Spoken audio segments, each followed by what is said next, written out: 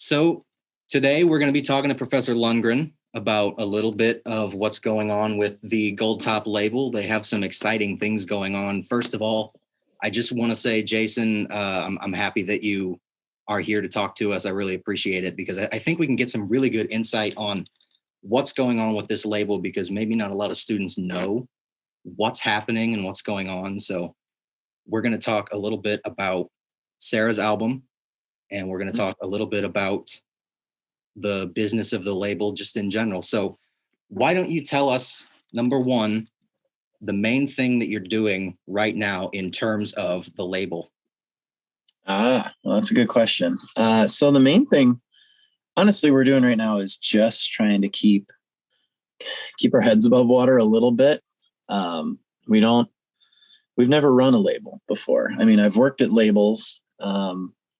I've worked at publishing companies, but I've never run one myself. So from a business standpoint, we're just trying to get ahead of all the, thousands of things that we need to do to get this label up and running well. So the teams that we have been tasked with a lot of stuff to do to try to get stuff ready, but it's a little bit of a kind of like a hurry up and wait where it's like, okay, let's do a bunch of stuff. And then we have nothing to do for a little bit because we have to wait on all these things. And so, yeah, from a business standpoint, we're just trying to get everything in place. Like tomorrow I have a meeting with someone who handles the kind of business financial side of stuff for the university. I don't know if she's a lawyer or something like that, but we're meeting with her to figure out how to get set up from a university standpoint of how to pay royalties. Not that the university will know anything about paying royalties, but we can't just pay them without having to figure out how we'll have to set things up for them. So we're going to do that tomorrow, and figuring out how to market Sarah's upcoming album.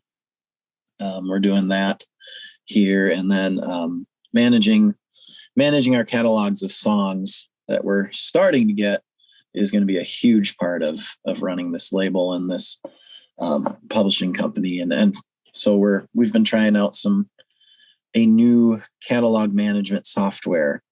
And our students just had a demo of that by a company called SongSpace. If you've never heard of them, check them out. They're a great company, but people that write songs, it's a great place to store all of your song data. So you have it for yourself, all your demos, all that kind of stuff. And yeah, on the more exciting side, the label did record her album Saturday and Sunday. They were in studio all day. I wasn't there. But they recorded the album, and what I've heard so far from rehearsals and things like that, I'm pretty excited. She's doing really great. You mentioned the marketing aspect of it, and I don't have any definite plans yet, but how do you think you're going to go about marketing and the promotion of her album specifically? Well, yeah, you're right. We don't know that for sure. And we're still in the early stages of talking about that. But honestly, TikTok is frustratingly a big part of the conversation, as it should be, because those that haven't heard, TikTok is breaking about 60% of the Billboard Hot 100 right now, which is just insane.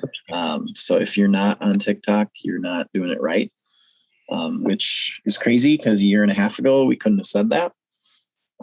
So I guess Lil Nas X was kind of the wave that started that a little bit. So maybe that's not entirely true, but for sure 2-3 years ago, no one was talking about TikTok. I honestly, until last, like 2019, I don't think I had even heard of TikTok. So now we can't not talk about it. So TikTok will be a part of it. Obviously social media campaigns. We may do some sort of release party in the fall for the album, just locally. But with any local artist, we're going to kind of start it from local and grow out.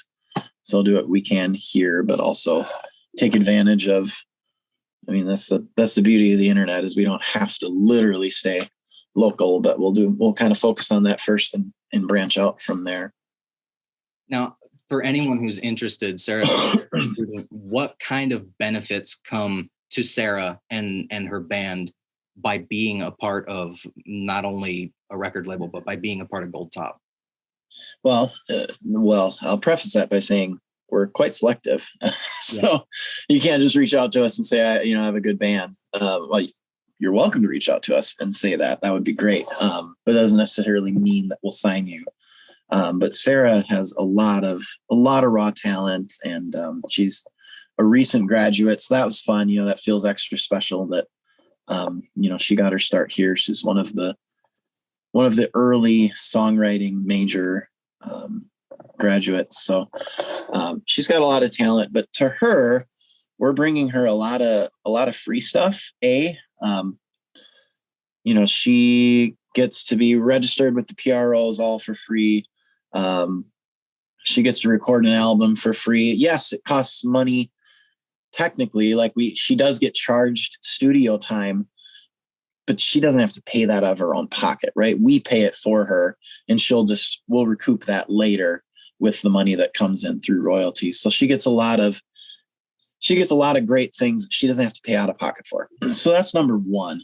Number two, though, is really the promotion that she's going to get. I mean, not only will we spend money to promote her new album, but there's already a lot of behind the scenes work that's going on, just thinking up campaigns. And one of the jobs that our marketing team is doing right now is they're creating a schedule of when we're going to do social media posts, what those posts, kind of a general idea of what those posts might be. So we're trying to figure out how often are we going to post on socials and what are we actually going to say? Because the key to any good social campaign is consistency. So kind of pre-creating out a schedule of we're going to do this at these times is really vital to a successful campaign. So she's getting that as well. And that's an incredible amount of just back-end promotion. And then a little boringer to talk about, but she's getting admin stuff too. So administrative stuff. We set up her PRO for her. That's a small thing to do. That's not her personality, isn't to do that. She doesn't want to be, slogging away on a computer, getting all these finer details figured out. So we did that for her. When money comes in, we'll pay her correctly. She doesn't have to worry about whether she's gotten money from the right places. We'll deal with any licensing that may come from her songs. We'll just deal with all of that back end businessy kind of stuff that she shouldn't be dealing with anyway, because she should be focusing on her music. So that's kind of the entire point of a record label and a publisher, is allow the artist and the songwriter, which sometimes is one and the same, to just focus on music. So that's what we're trying to let Sarah do, is just focus on your album, just focus on making this as great as possible, and we'll try to make you some money. So what's it been like? Because Gold Top is relatively new. Is this your guys' first project with Gold Top? Yep. Yep. So sure is. It's relatively new. What is it like building a label from the ground up? I mean, what's been your experience with that? Well, it's the word overwhelming ring true. It's a little overwhelming, honestly. It's lower pressure than if it was, Jason Lundgren's money on the line, John Butine's money on the line. But I think there's a pressure there because we want to do right by you all, right? We want this to be a legit label, even though, it's through a school, and there are going to be some things that we'll do differently than, a label out of Nashville or LA or New York might do. Sure. But compared to labels that I've seen at other schools, we're running this way more legitimately. Usually school-run labels are kind of let's just put out a record and we'll call ourselves a label. Well, anybody can put out a record now. That doesn't make you a label. It just means you have, that P with a circle and whatever label name you chose. That's not really the same thing as, running royalties, doing promotion work, handling licensing behind the scenes, managing a catalog. So we really want this to be as legitimate as possible. So even though university changes the way that we do things a little bit, the end outcome, I think, at least so far, has been that the students that have wanted to get really involved in it, they're seeing what a real label operates like, and they're getting to see it kind of on the ground floor. So we're now all of a sudden a startup, which is special. What involvement do the students get who have been working on this? What kind of what? What kind of involvement do these students get? What has their role been this whole time? Well, the majority of the ones right now they have a practicum. So it's kind of I guess like a class for them. But they're getting to run it.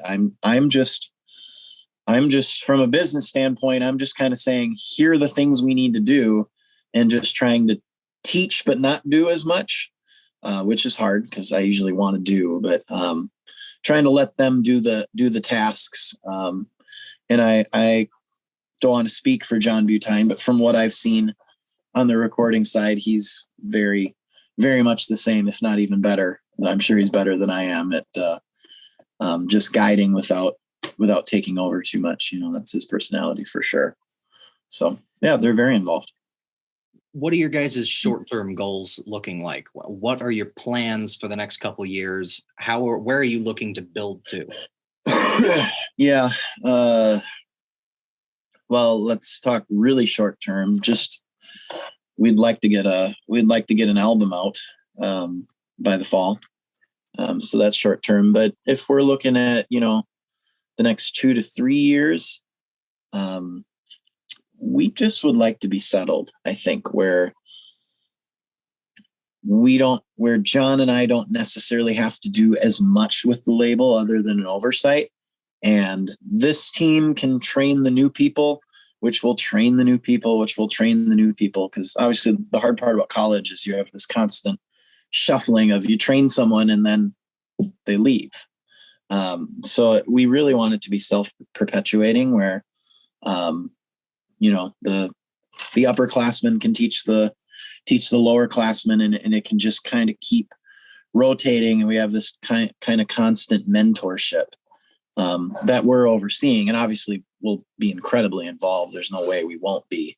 But the more this feels run by students and overseen by faculty, I think the better job we've done as teachers, right? So the students feel like it's theirs, and that's what we want it to be. It doesn't feel that way yet. Definitely not. I mean, it feels like, I think John would probably say like me that it feels like our baby a little bit right now. But eventually we want it to be your baby, as weird as that is.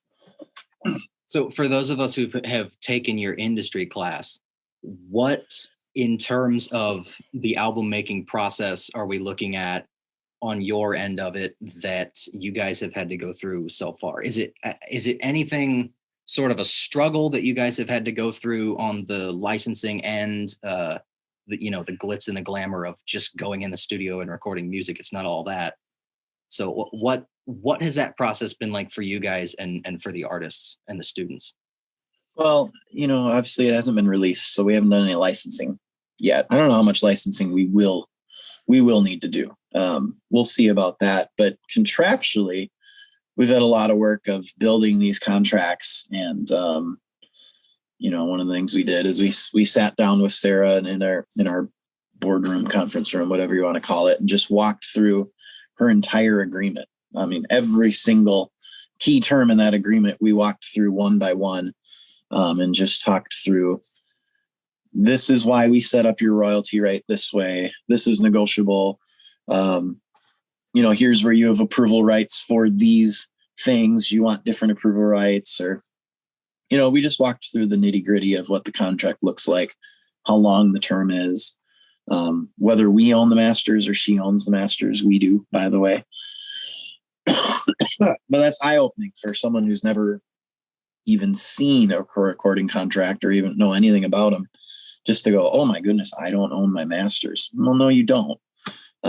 But we also did really cool things, like gave her reversion rights. She could get her rights back after a certain number of years. And I don't want to be too open about her contract since it is hers, but we did our best to make her contract overwhelmingly fair.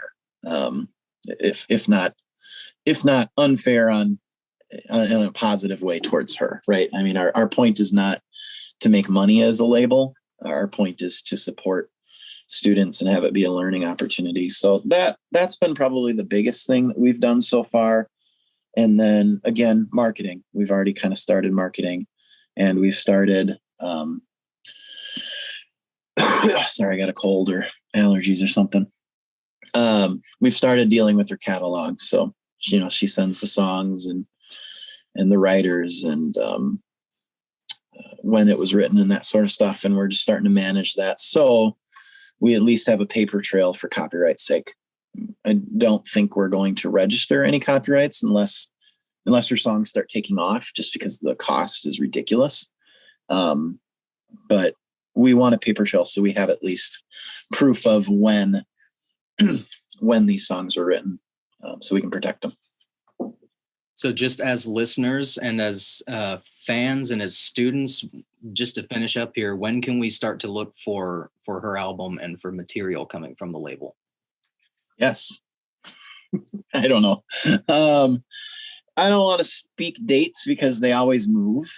But I would be watching for a single end of April, May-ish, sometime around there. And we really would like by fall to have this album rolled out and released, maybe sooner, but I can't share too much because we'll have to wait and see. And a lot of that's not my wheelhouse because I do not know how to mix or master or anything. So there you go. Well, hey, Jason, I really appreciate you coming in and talking. I know that being a part of the label, even just in this little bit, I'm super excited to hear anything coming out of what you guys are doing. I'm really excited that we have a former student who's making music, and we've heard her on the podcast before, and she's an extremely talented girl. I'm awesome. I'm really excited. And again, I'm here and talking with us. Cool. Yeah. Thanks for having me. Appreciate it.